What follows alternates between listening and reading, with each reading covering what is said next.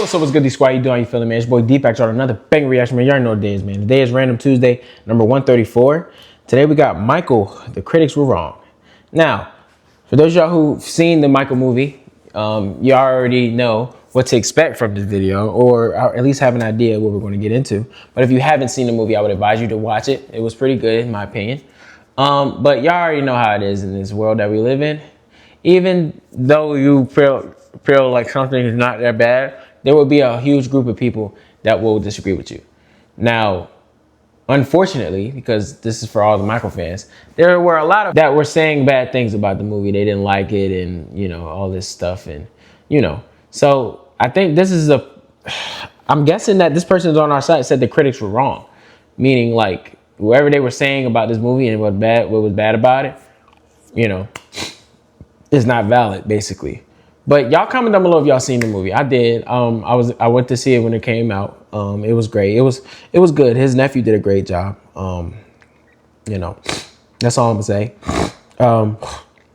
Do I think it could have been a little longer? Maybe.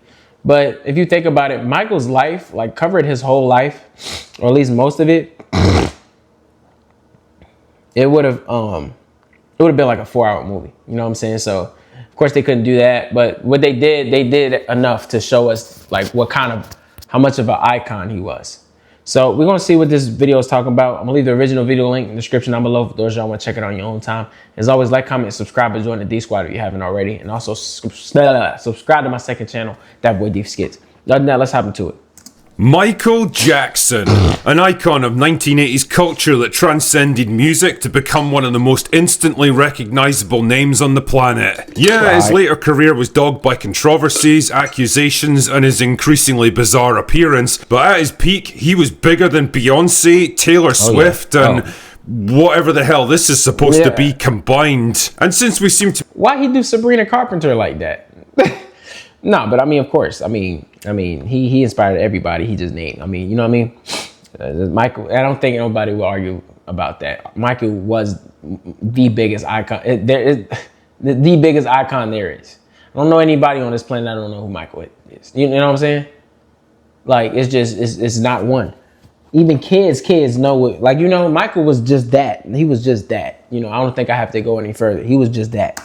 Be living in the era of the biopic right now. It was kind of inevitable we'd get a movie about him sooner or later, and well, here it is. And just like the man himself, Jesus, it really has made a splash, bringing in over $200 million in its opening weekend alone, and shattering box office records for a biopic movie. Critics hated it, audiences loved it, and now that I've seen it for myself, I can kind of see why both sides feel the way they do. So we might as well get the obvious stuff out of the way first. If you're expecting a warts and all look at the man... Yo, the dude that played Joe Jackson, bro, he did his thing. Like, he looked just like Joe Jackson, bro.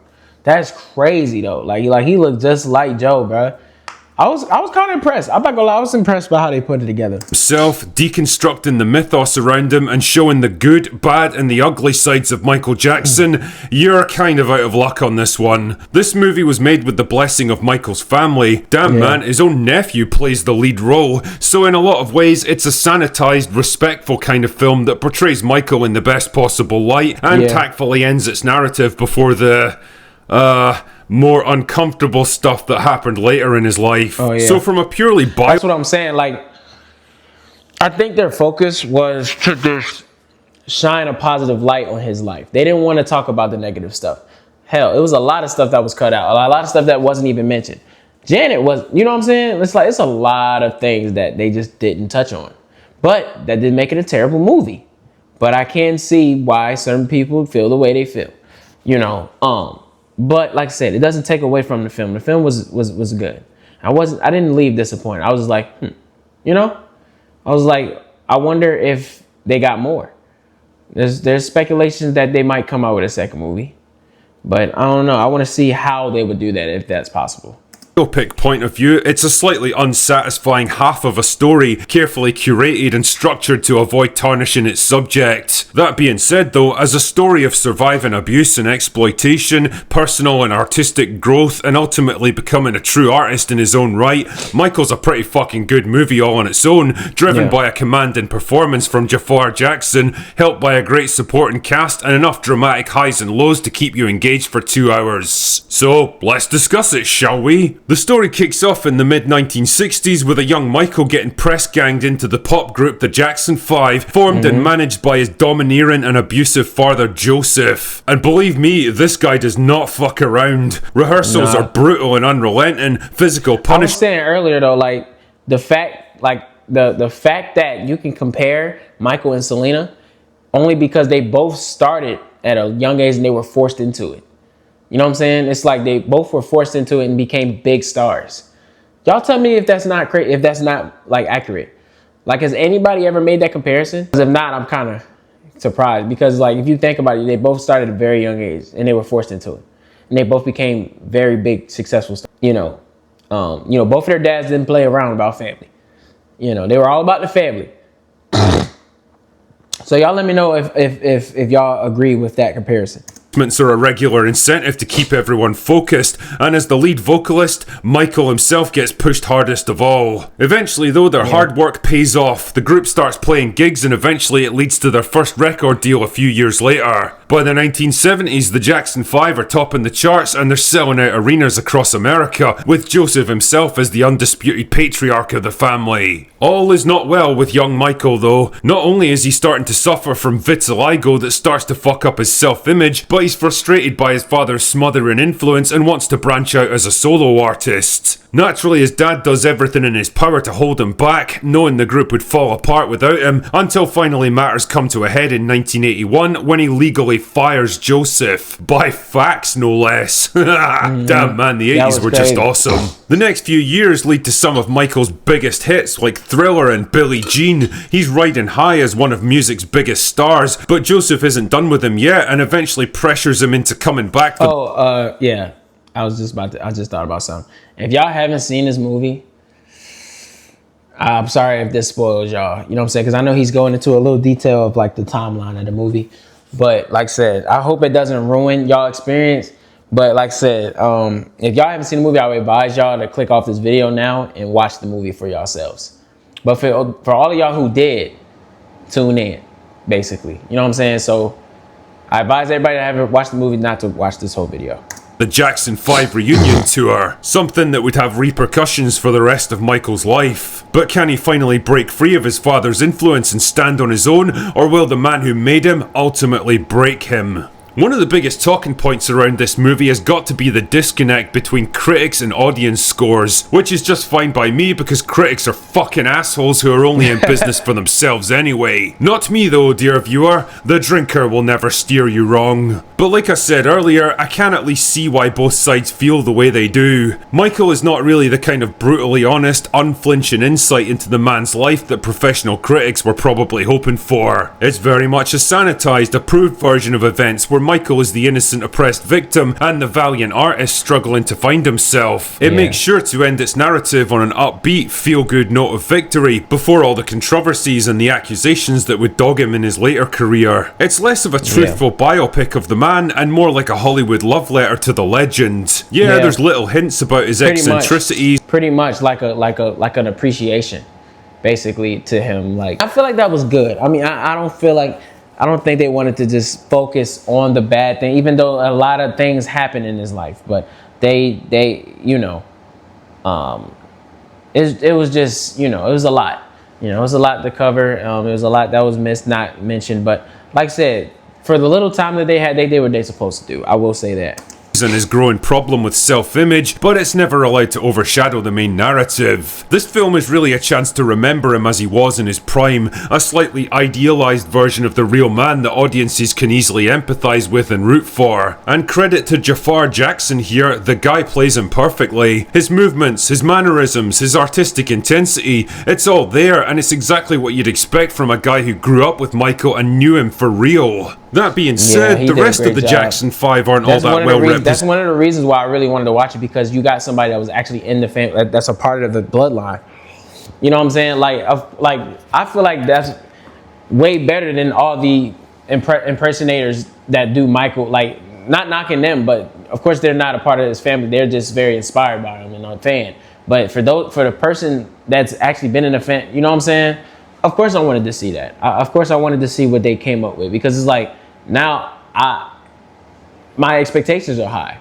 You know, I would expect you to know some knowledge, like a good amount of knowledge. You know what I'm saying? I expect you to knock it out the park, and he knocked it out the park. Shout out to Jafar. And he's way older than I thought he was.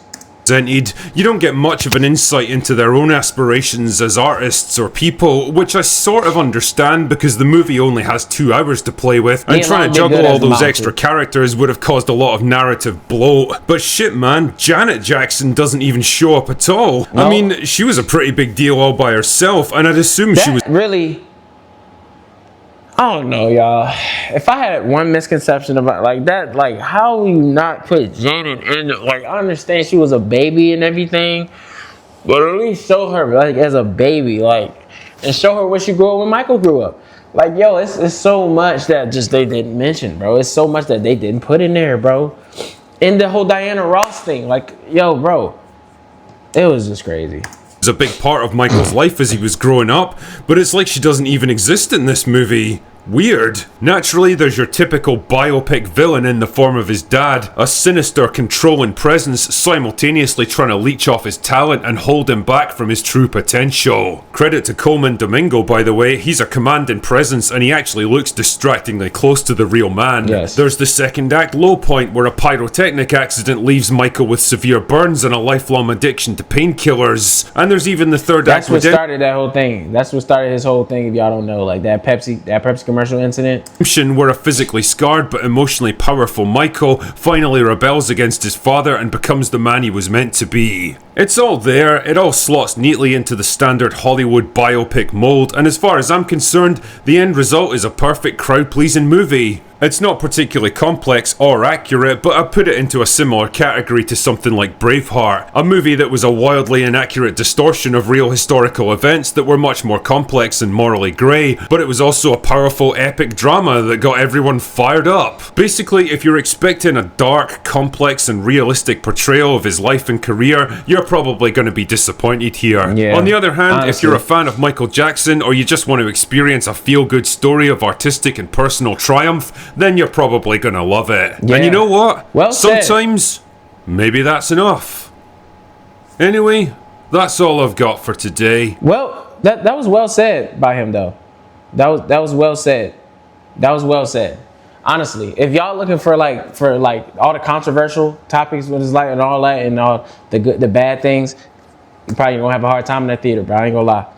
But if you just genuinely a fan and you just want to feel the experience, you're gonna love it. I did love it. I loved it. You know what I'm saying? Like, I love the creativity, what they came up with. But he said it. He broke it down pretty well.